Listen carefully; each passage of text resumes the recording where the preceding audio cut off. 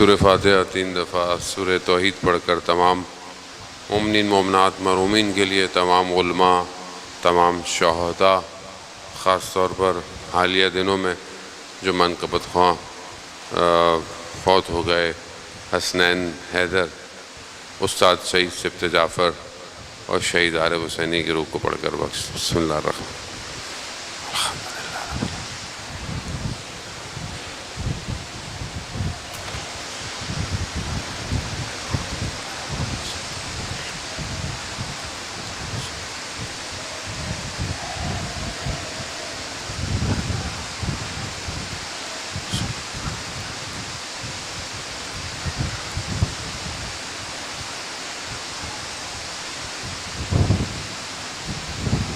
امام زمانہ کی سلامتی کے لیے ایک دفعہ صلوات بھیجیں۔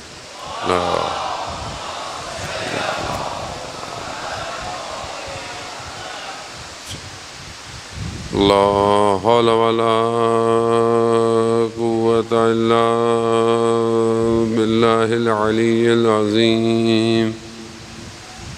حسبنا اللہ ونعم الوکیل، نعم المولا ونعم النصیر۔ اعوذ باللہ من الشیطان الرجیم، بسم اللہ الرحمن الرحیم۔ الحمد للہ الذی یؤمن الخائفین وَيُنَجِّ الصَّالِحِينَ وَيَضَعُ الْمُسْتَكْبِرِينَ وَيُهْلِكُ مُلُوكًا وَيَسْتَخْلَفُ آخَرِينَ۔ والصلاة والسلام على رسول ثقلین، محبوب رب المشرقین والمغربین، جد الحسن والحسین، نبینا سیدنا بالقاسم محمد۔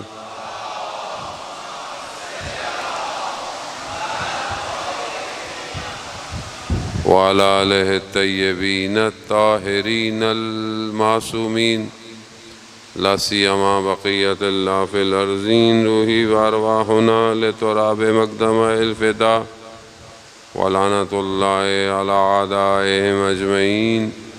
بسم اللہ الرحمن الرحیم۔ رب اشرح لی صدری ویسر لی امری واحلل عقدۃ من لسانی یفقہوا قولی۔ اما بعد فقد قال اللہ تبارک و تعالی فی کتاب الحکیم والقرآن المجید، وما خلقت الجن والانس الا لیعبدون۔ صلوات بھیجیں محمد علیہ۔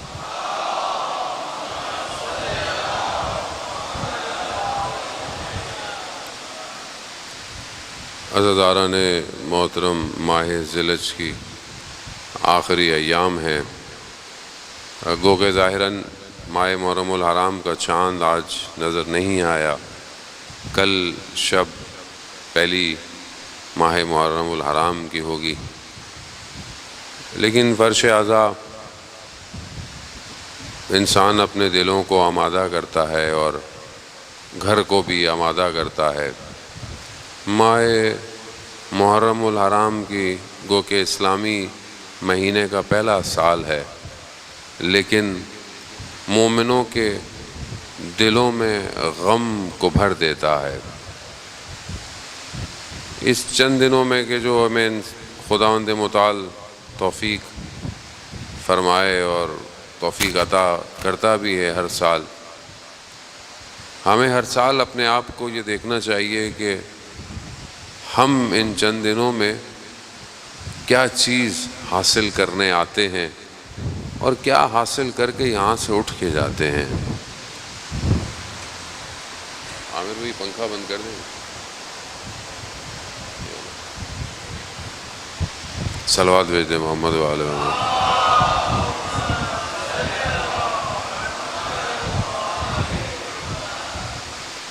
ماہ محرم الحرام میں خدا ہمیں یہ توفیق دیتا ہے کہ ہم اپنی محنت کے بغیر کسی ایک ایسے مقام پہ پہنچ جائیں کہ جہاں پر اللہ کے ولی پہنچے ہوئے ہوتے ہیں۔ ہماری محنت نہیں ہے، یہ نہیں کہ خدا نخواستہ آپ خلوص سے یا محبت سے نہیں آتے، آپ اپنی محنت جو آپ کے اندر اللہ نے توفیق دی ہے، لیکن یہ ساری محنت سید الشہداء علیہ الصلوۃ والسلام کی ہے. یہ ساری محنت جو ہے وہ امام حسین علیہ السلام کی ہے کہ جو امام نے 61 ہجری میں کربلا میں قربانی دی ہے. اس قربانی کے یہ اثرات ہیں کہ آپ اور میں بھی اس دسترخوان سے کچھ لے کے چلے جاتے ہیں. اس لیے کوشش کریں، اور کوشش کرنی بھی چاہیے کہ یہ مجلسیں ہمارے وجود میں تبدیلی کا باعث بنے. ہم یہاں سے جب اٹھ کے جائیں تو ہماری عمل، ہمارا کردار وہ نہ ہو کہ جس سے معاشرے میں کوئی ہم پر انگلی اٹھائے. خاص طور پہ ہماری جو ذمہ داری ہے اس ماہ محرم میں، وہ ہمارے وقت کے امام کی نوکری ہے کہ ہم اپنے وقت کے امام تک پہنچیں. ہم جو ہر سال تکرار کرتے ہیں کربلا کو، ہر سال واقعات کو تکرار کرتے ہیں، کہ انشاءاللہ اس سال خدا ہمیں توفیق دے کہ ہم جو ہے وہ معنوی اور قلب کی گفتگو کو جو ہے وہ آپ کے درمیان میں پیش کریں، تاکہ ہم اپنے آپ کو اپنے وقت کے امام کے قریب کر سکیں. کربلا میں کیا تھا؟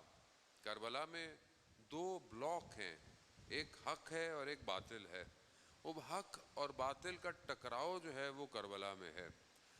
اب جو باطل ہے اس کی بھی اپنی ایٹریبیوٹس ہیں، اس کی بھی اپنے اندر جو اللہ نے اب ظاہری انسان کے اندر رذائل لکھے ہیں یا آفات لکھے ہیں، یا وہ چیزیں کہ جو انسان کو حق کی طرف جانے سے روکتی ہیں، وہ ایک حصے میں پائی جاتی ہیں. ایک حصہ وہ ہے کہ جس میں قدریں پائی جاتی ہیں، جس کے اندر ویلیوز پائی جاتی ہیں. یعنی ایسی ویلیوز ہے کہ دشمن پیاسا بھی ہے اور دشمن ہے، لیکن امام حسین اسے پانی پلا رہے ہیں. خب یہ ویلیوز، کربلا جو ہے وہ ایک حصہ ویلیوز کو دکھا رہا ہے، اور یہ ہیومن ویلیوز ہیں. آج بھی دنیا اسی ہیومن ویلیوز پہ چل رہی ہے. خب یہ 2 بلاک آپس میں ٹکراتے ہیں. جب یہ ٹکراتے ہیں تو ظاہر ہے اس سے ایک ارتعاش پیدا ہوتا ہے. یہ ارتعاش آج تک جو ہے وہ ہمیں اثرات پہ مرتب کر رہا ہے کہ اب یہ جو ٹکراؤ ہے، یہ ٹکراؤ صرف 61 ہجری میں نہیں ہوا، یہ ٹکراؤ قیامت تک ہوتا رہے گا. ہم نے اپنے آپ کو دیکھنا ہے کہ ہم کس بلاک میں کھڑے ہوئے ہیں. یہ جو بار بار ہمیں تاکید کی گئی ہے، عزیزان محترم، ذکر تو ذکر ہے، آپ گھر میں بھی بیٹھ کے کر سکتے ہیں، آپ پورا سال کر سکتے ہیں، لیکن خاص طور پر ماہ محرم الحرام میں اتنا اہتمام کرنا اور مجالس کا انتقاد کرنا، اور اس کے والا جلوس ہے، بہت ہی سارے پروگرام ہیں. کیوں ہیں؟ کیونکہ اس کے بہت سارے اہداف ہیں، اور بہت سارے لوگ اسی سے گھبراتے ہیں. دشمن اسی سے گھبراتا ہے کہ یہ لوگ جو ہے وہ اس مقصد کو پہچان نہ پائیں کہ جس مقصد کے لیے امام حسین علیہ الصلوۃ والسلام کربلا آئے تھے. تو بہت اللہم صلی علی محمد. تو ہمیں اس ماہ محرم میں ان ساری چیزوں کی طرف بہت متوجہ ہونا ہے. دیکھیں شور، اس پنکھے کو بند کر دیں، مجھے بہت ڈسٹرب کر رہا ہے. صلوات بھیج دیں محمد علیہ.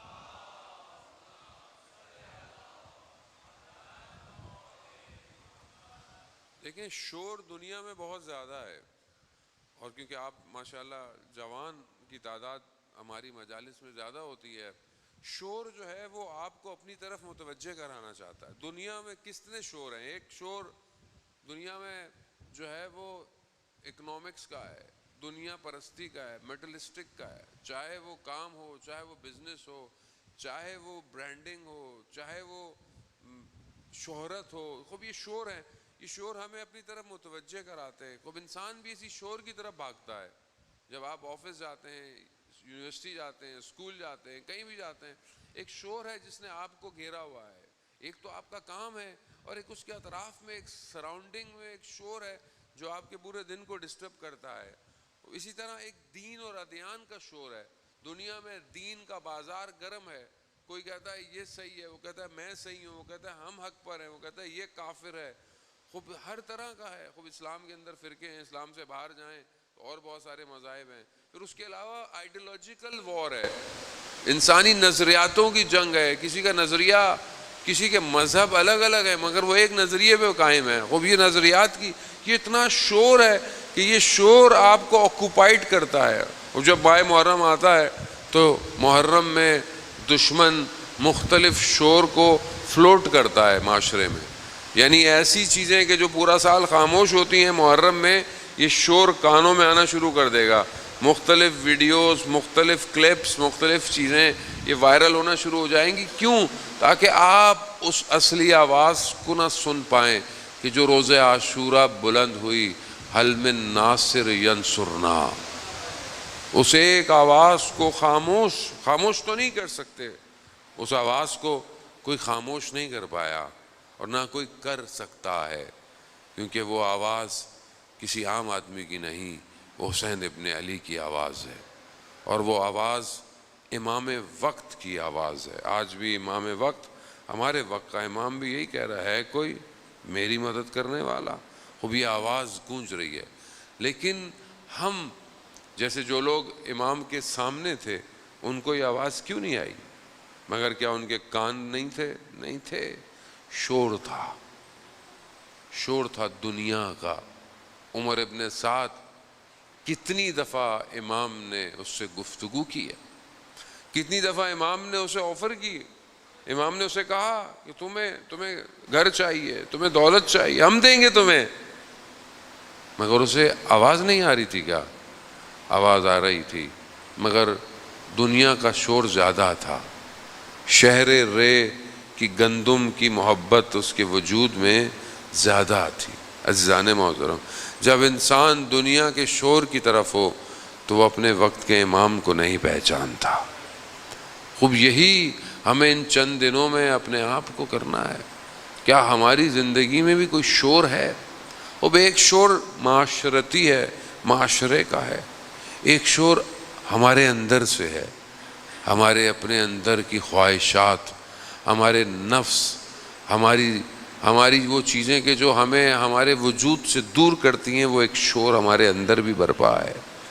خوب ہم اپنے اس شور کو کیا خاموش کریں گے کہ نہیں کریں گے؟ کربلا سیکریفائس ہے، کربلا ایثار ہے، کربلا قربانی ہے. کیا میں کچھ قربان کرنے کو تیار ہوں کہ نہیں ہوں؟ اگر میں کچھ قربان کرنے کو تیار نہیں ہوں تو میرے اندر بہت شور ہے، اور یہ شور مجھے اپنے وجود کو امام کو دینے نہیں دے گا. عزیزان، آیت اللہ تقی بافقی رضوان اللہ تعالیٰ علیہ، کل بھی میں مجلس کہیں پڑھ رہا تھا، میں نے یہ واقعہ بیان کیا کہ وہ زمین کے راستے سے نجف سے ایران جا رہے تھے. سردیوں کے ایام تھے، ایلام کی پہاڑوں پہ برف تھی، رات ہو گئی، کہیں نہ کہیں رات گزارنی تھی. تو ایک قہوے خانے میں گئے، چائے جہاں ملتی تھی، تو وہاں دیکھا تو وہاں اوباش بیٹھے ہوئے ہیں، شور شرابہ ہے. وہ جگہ ان کو مناسب نہیں لگی، لیکن کوئی جگہ تھی نہیں. تو انہوں نے دیکھا کہ باہر درخت کے نیچے ایک نورانی شخصیت بیٹھی ہوئی ہے، اور انہوں نے کہا کہ تقی، یہ جگہ تمہارے بیٹھنے کی نہیں ہے، تم ہمارے پاس آ جاؤ. کہا میں ان کے پاس چلا گیا. باہر برف گرتی رہی، مگر اس درخت کے نیچے مجھے ساری رات کوئی سردی نہیں لگی. رات گزاری، صبح فجر کا وقت آیا، ان کے پیچھے میں نے نماز پڑھی. جب روشنی پھوٹی تو پھر انہوں نے کہا کہ سفر شروع کرتے ہیں. چلنے لگے تو مجھے احساس ہوا، اور یہ احساس خود نہیں ہوتا جب تک امام خود نہ چاہے. مجھے یہ احساس ہوا کہ یہ کوئی اور نہیں، یہ وقت کے امام ہیں. جیسے مجھے احساس ہوا، مجھے امام نے کہا کہ اب آپ کو پتہ چل گیا ہے تو ہم آپ سے رخصت لیتے ہیں، اب ہم جاتے ہیں. تو شدت عشق، شدت ملاقات، محبت، یہ ہمارے اندر ہونی چاہیے. عزیزان محترم، ہمارا 24 گھنٹے گزر جاتے ہیں، ہمارے وجود سے ایک دفعہ بھی نہیں نکلتا یا صاحب الزمان، نہیں نکلتا. ظاہر ہے جس کو انسان یاد کرے اسی سے نکلتا ہے. کہیں درد ہو تو اسی کا نام نکلتا ہے جو طبیب ہوتا ہے. لیکن میرا طبیب نہیں بن پایا. ایسا نہیں کہ وہ، میں خود کمزور ہوں. یا صاحب الزمان یا مہدی ادرکنی میرے وجود سے نہیں نکل رہا. خوب نہیں نکل رہا، اس کو آپ ایکسیپٹ کریں، کیوں نہیں نکلتا؟ تو کہا جیسے ہی ان کو احساس ہوا، بہرحال انہوں نے کہا کہ میں آپ سے پھر کب ملوں گا؟ تو کہا ابھی آپ کم جا رہے ہیں تو کم میں ملاقات ہوگی اور سبزہ زار میں ہماری ملاقات ہوگی. یہ کہے بڑے شوق سے، بڑی محبت اور بڑی تڑپ کے ساتھ کم پہنچے. 3 دن کم میں رہے، دیکھا امام سے ملاقات نہیں ہوئی. کم سے نکلے، جیسے ہی سبزہ زار پہنچے، یہ بھی سوچ میں تھے کہ امام سے ملاقات ہوگی، تو دیکھا امام نے جو ہے وہ کاندھے پر ہاتھ رکھا اور کہا کہ مولا، پہلی چیز کیا کہی؟ مولا آپ نے کہا تھا کم میں ملیں گے، آپ تو کم میں نہیں ملے. تو امام فرماتے ہیں ہم کم میں ہم تمہارے پاس کھڑے تھے جب تم حرم کے باہر کسی خاتون کو مسئلہ بتا رہے تھے، تو ہم تمہارے ساتھ کھڑے ہوئے تھے. عزیزان محترم، ہمیں نہیں پتا ہم کبھی سڑک میں، کبھی بازار میں، ہماری نگاہیں کہاں ہیں. ہمیں کیا پتا اس وقت ہمارے برابر میں ہمارا امام کھڑا ہوا ہو. خوب یہ بہت ضروری ہے، یہ آپ کو محسوس کرنا ہے. امام زندہ ہے، امام غیبت کے پردے میں ہے، لیکن امام زندہ تو ہے. اب کیا میں اپنے امام کے قریب جا رہا ہوں کہ نہیں جا رہا؟ کربلا یہی ہے. کربلا کیا ہے؟ کچھ لوگ اپنے امام تک پہنچ گئے، انہی کی گفتگو ہم کرتے ہیں کہ جو لوگ امام تک پہنچے وہ کون لوگ تھے، کیسے لوگ تھے، ان کے اندر ایسا کیا تھا کہ جو اپنے امام کو پہنچ گئے. عزیزان محترم، چند دن خدا ہمیں توفیق دے. بہرحال میں آج تبرکاً، بہرحال کیونکہ وقت دیر بھی ہو گئی ہے اور بہرحال میری بھی طبیعت کو ناساز سی ہے، تبرکاً ایک جو آپ کی خدمت میں کہ جسے خدا کی محبت مل جائے وہ دنیا کی محبتوں کو بھول جاتا ہے، اور جو خدا کی محبت میں خدا کی طرف چلا جائے تو خود رسول خدا حضرت محمد مصطفیٰ صلی اللہ علیہ وسلم خود رسول خدا فرماتے ہیں کہ جو خدا کی طرف آ جائے، خدا سے محبت کر لے، خدا اس کا ذکر ملائکہ اور باقی مکان اور ہر جگہ سے کر دیتا ہے. یعنی گویا کائنات کا ہر وجود اس کو پہچانتا ہے کہ یہ خدا سے محبت کرتا ہے. وہ ایک ایسا شخص کہ جو اتنا مشہور ہو خدا کی بارگاہ میں، خدا کی مخلوقات میں، کیا اس کی دعا آسمان سے واپس آئے گی؟ نہیں آئے گی. لیکن کیا ہم اپنے آپ کو اس محبت کی طرف بڑھا رہے ہیں کہ نہیں بڑھا رہے؟ کیونکہ یہ دنیا کبھی بھی خدا کی محبت کی طرف آپ کو جانے نہیں دے گی. دنیا کا کام ہی یہی ہے. اللہ نے 1,24,000 پیغمبروں کو کیوں بھیجا؟ لوگ مخلوق رب کی طرف جائے. اور جو پوری دنیا کا باقی سسٹم تھا اس کا کیا کام تھا؟ کہ یہ مخلوق رب سے دور ہو جائے. اس کا کام یہی. آج آپ کو دنیا کے اندر ساری چیزیں نظر آتی ہیں، بعض اوقات آپ کو دین بھی نظر آ رہا ہے، دیندار بھی نظر آ رہے ہیں، لیکن ان کا کام کیا ہے؟ وہ خدا کی طرف نہیں لے کے جا رہے، وہ اپنی طرف لے کے جا رہے ہیں.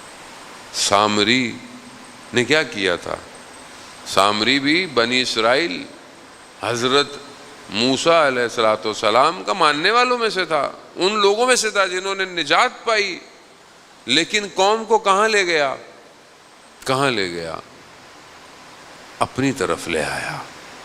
خوب ذرا سی انحراف، ذرا سی غلطی انسان کو دور کر دیتی ہے، اور وہ اس گوشالے کی پوجا کرنے لگے اور یہ کہنے لگے کہ یہ موسیٰ کا رب ہے. خوب قوم مشکلات میں ہوتی ہے. خوب یہاں پر سید الشہداء علیہ السلام نے یہ جو ایک یونیورسٹی کھولی ہوئی ہے جو ہر سال کھلتی ہے، یہ اپنی طرف لے کر آنے کے لیے. اس کی چند کوالٹیز ہیں کہ جو چیزیں کربلا کے اندر واقع کربلا میں ہیں. بہرحال میں وہی آج آپ کی خدمت میں بیان کروں گا. پہلی چیز جو کھینچتی ہے، جو لے کر آتی ہے، کہ انسان اس بات پر یقین رکھے کہ اس کے اندر تبدیلی آنا ممکن ہے. یعنی آپ سوچیں، کیونکہ آج کل دنیا ہے مایوسی زیادہ ہے، کوئی پوچھے کہ میں تو چینج نہیں ہو سکتا، خاص طور پہ جوان جو ہے وہ کہتا ہے میں کیسے ہو سکتا ہوں. اور اگر وہ خود جوان سوچنا بھی چاہے کہ میں چینج ہو سکتا ہوں، اس کے دوست اس کو کہتے ہیں نہیں تم تو کبھی بھی چینج نہیں ہو سکتے، تم اور نماز پڑھو گے، تم اور قرآن پڑھو گے، تم اور اچھا کام کرو گے، خوب دنیا. وہ پہلی چیز یہ ہے کہ انسان کو یقین ہونا چاہیے کہ وہ تبدیل، اس کے اندر تحول ممکن ہے. آپ دیکھیں کہ سید الشہداء علیہ الصلوۃ والسلام نے لوگوں کے اندر تحول پیدا کیا ہے، تبدیلی پیدا کی ہے. آپ قرآن کے اندر دیکھیں کہ جو جادوگر ہیں فرعون کے دربار میں، انہوں نے کیا کیا ہے؟ انہوں نے جو ہے وہ رسیاں پھینکی اور ان کو سانپ بنا دیا. لیکن جب سامنے دیکھا کہ جو لکڑی ہے وہ اژدہا میں بن سکتی ہے، خوب جادوگر تھے، ٹیکنیکلی جانتے تھے کہ جادو کسے کہتے ہیں، سحر کسے کہتے ہیں، معجزہ کسے کہتے ہیں، ممکنات کسے کہتے ہیں، وہ پہچان گئے. اب جیسے آپ میں سے کوئی آئی ٹی ایکسپرٹ ہو، کوئی ٹیکنالوجی کا ایکسپرٹ ہو، وہ اپنے سامنے کچھ چیزیں دیکھے تو وہ زیادہ بہتر پہچانے گا کہ اس میں یہ پرابلم ہے، یہ صحیح ہے، یہ غلط ہے. وہ اس چیز کو جانتے تھے. جب انہوں نے دیکھا کہ حضرت موسیٰ نے جو ہے وہ عصا کو پھینکا ہے اور وہ اژدہا بن گیا، تو ان کے وجود میں یہ یقین تھا تبدیلی کا. وہ کیا ہوا؟ تبدیل ہو گئے. اور ایسے تبدیل ہوئے، فرعون نے کہا میں ہاتھ کاٹ دوں گا، میں گردنیں کاٹ دوں گا. ان کا جو بھی کرنا ہے کرو، موسیٰ کے رب پر ہم ایمان لے آئے. خوب یہ یقین ہونا، یعنی کوئی تصور کر سکتا ہے کہ فرعون کے ساحر موسیٰ کے رب کو مان لیں گے؟ نہیں، تبدیلی ممکن ہے. دوسری چیز کہ جب انسان تبدیل ہو رہا ہو یا اس کو تبدیل کرنا ہو تو اس کا طریقہ، اس کا راستہ، یہ بہت امپورٹنٹ ہے. کس طریقے سے جو ہے وہ تبدیل کیا جائے. آئیں حضرت موسیٰ ہی کا لے لیتے ہیں. جب حضرت موسیٰ فرعون کے پاس جا رہے ہیں تو قرآن نے حضرت موسیٰ کو کیا ڈائریکشنز دی ہیں. مطلب آپ کے سامنے فرعون جیسی شخصیت ہو جس نے ظلم کیا، بنی اسرائیل کو شکنجے میں رکھا، حضرت موسیٰ کو کتنی تکلیف ہوئی، ان کو نکلنا پڑ گیا. اس کے بعد اب آپ جا رہے ہیں، آپ خدا کے نمائندے بھی ہیں، پاورفل بھی ہیں، سب کچھ ہے، تب آپ کیسے جائیں گے؟ ہم میں سے اگر کسی کو موقع مل جائے کہ کسی کو صحیح کرنا ہے، کیسے جائیں گے ہم؟ مگر قرآن حضرت موسیٰ سے کیا کہہ رہا ہے کہ جب موسیٰ کے پاس جانا تو قول لعین، یعنی آرام سے گفتگو کرنا. یعنی خدا فرعون کو بھی موقع دینا چاہتا ہے. طریقہ ہے. ہمارا طریقہ کیا ہے؟ ہماری گفتگو کیسی ہے؟ ہم اگر کسی کو ہدایت دینا چاہتے ہیں یا کسی کو اچھی بات کرنا چاہتے ہیں تو ہمارا جو ہے وہ ایکشن کیسے ہونے چاہیے؟ ہم اپنے گھر میں کیسے ہیں؟ 4 باتیں اگر مذہب کی ہمیں پتہ چل جائیں، اگلے والے بیچارے کا تو ہم کپڑے جو ہے نا بیچارے کی کھال بھی اگاڑ دیتے ہیں. تمہیں کیا پتا؟ تمہیں مذہب کا کیا پتا؟ تمہیں مذہب کیسے آتا ہے؟ اگر آپ نے 4 چیزیں پڑھ لی ہیں تو آپ کا اخلاق اس سے زیادہ بہتر ہونا چاہیے. مگر ہمارا اخلاق رسول سے خدا نخواستہ زیادہ بہتر ہے. رسول کا اخلاق کیسا تھا؟ کیسا اخلاق ہے رسول کا کہ لوگ پتھر بھی مارتے ہیں مگر رسول اللہ کے حبیب کسی کے لیے بد دعا نہیں کر رہے. وہ ایک شخص کہ جس کے لیے رسول خدا نے اپنے پیراہن کو ہٹایا کہ جو ہے وہ سواری کو لگاتے ہوئے اس کو لگ گئی تھی، کہا کہ تم بھی مجھے، اس نے ہٹایا، اس نے بوسہ دیا. یا رسول اللہ میں تو آپ کے کمر پہ بوسہ دینا چاہتا تھا. خوب اللہ کا حبیب، وہ جس کے صدقے میں اللہ نے کائنات بنائی، ان کا اخلاق کیسا ہے؟ ہمارا اخلاق کیسا ہونا چاہیے؟ ہمارا اخلاق گھر میں کیسا ہونا چاہیے؟ ایام اذاں ہیں، ہمیں تو بعض اوقات اپنے آپ سے افسوس ہوتا ہے. بعض اوقات ہم روڈ پہ گاڑی جا رہی ہوتی ہے، ہمارے ساتھ والے پتہ نہیں کسی کو ڈانٹ رہے ہوتے ہیں، کسی کو سائڈ پہ کر رہے ہوتے ہیں. بہرحال ہم کچھ کہیں تو کہتے ہیں آغا صاحب سیکیورٹی ہے ہمیں کرنے دیں، لیکن مجھے بالکل نہیں اچھا لگتا. مطلب میری کیا حیثیت ہے، اوقات ہے. مطلب انسان بہرحال ایک اچھے کام مذہب مجلس پڑھنے جا رہا ہو اور آپ کی گاڑی کسی کو دھکا دے دے، دبا دے، آپ کیا سوچیں گے؟ مطلب وہ کیا سوچے گا؟ یہ کون ہے یہ شخص؟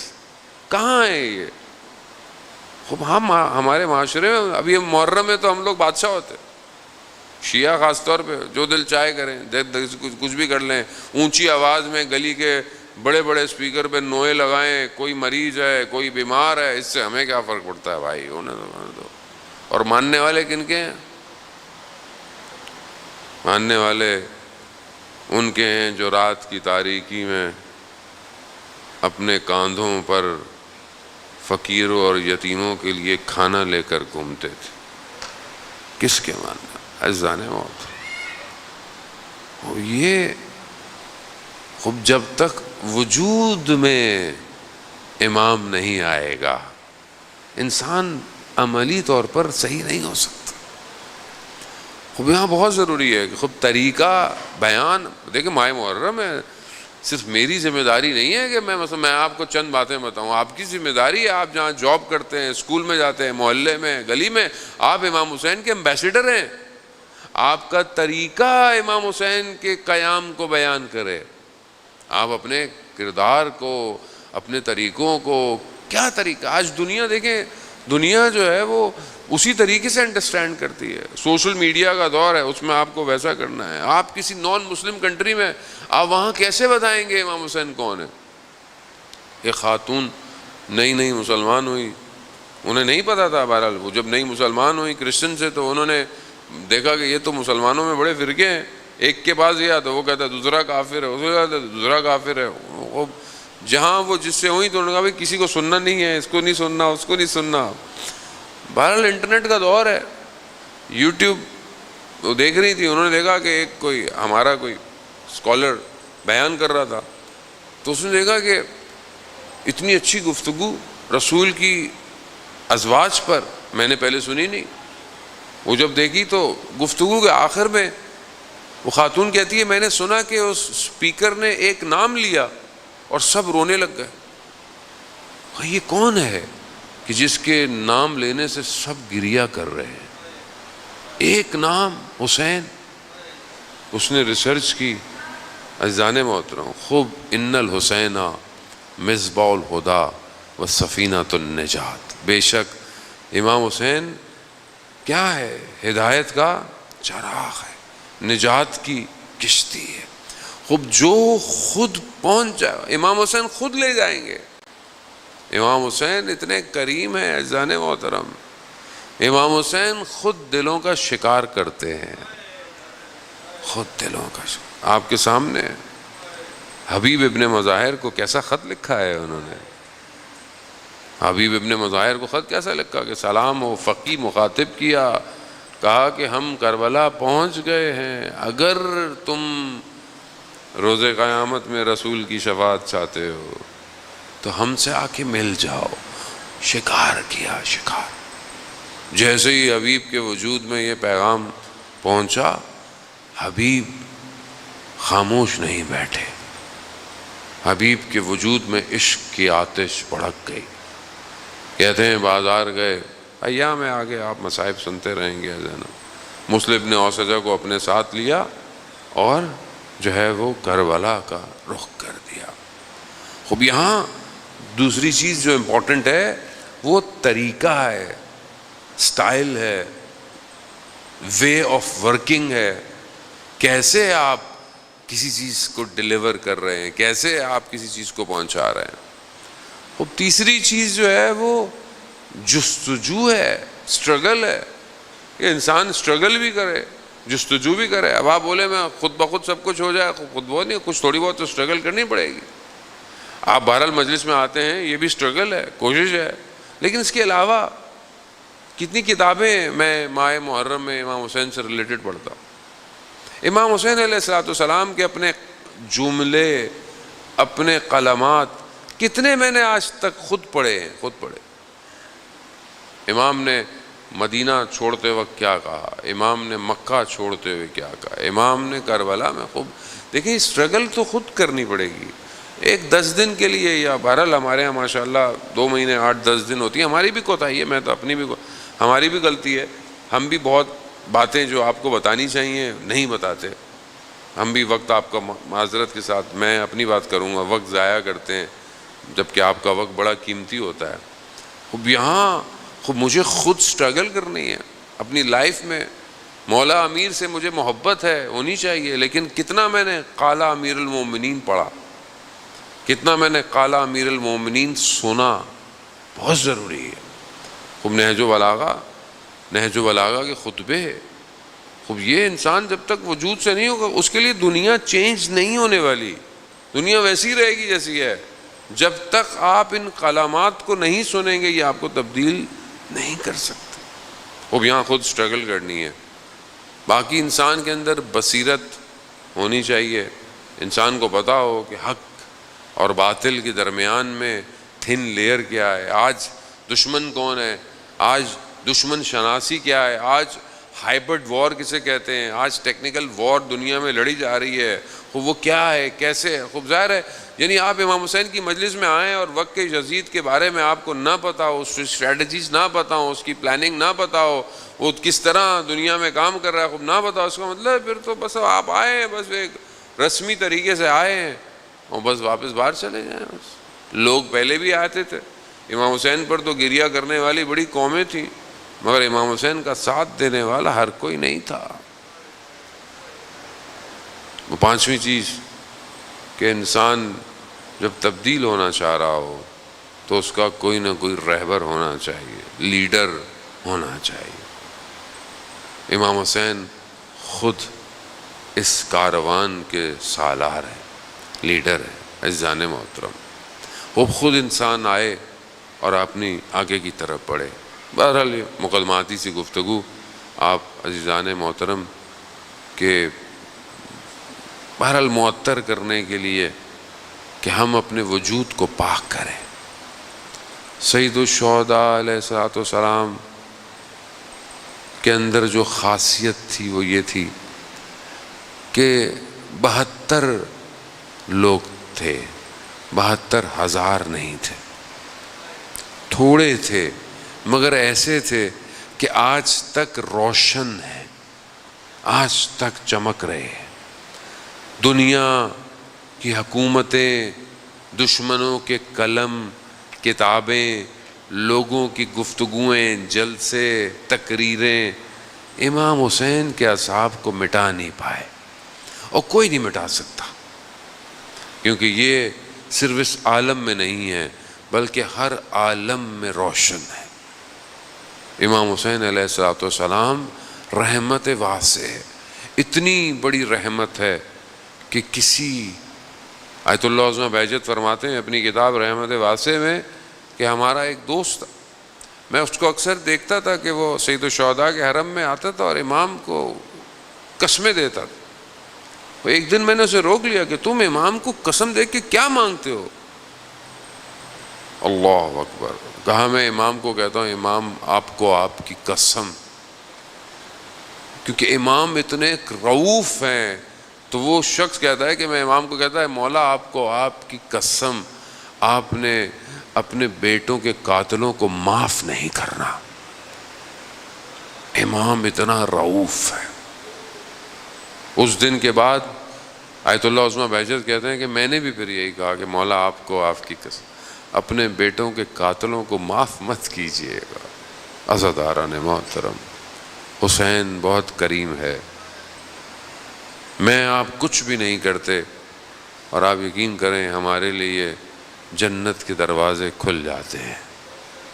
یہ ایک ایسا دسترخوان آتا ہے، ایک چھٹے معصوم سے روایت ہے، اگر تمہاری آنکھ میں قطرہ بھی آنسو آ جائے، قطرے کا بھی قطرہ، تو جہنم کی آتش سے نجات پاؤ گے.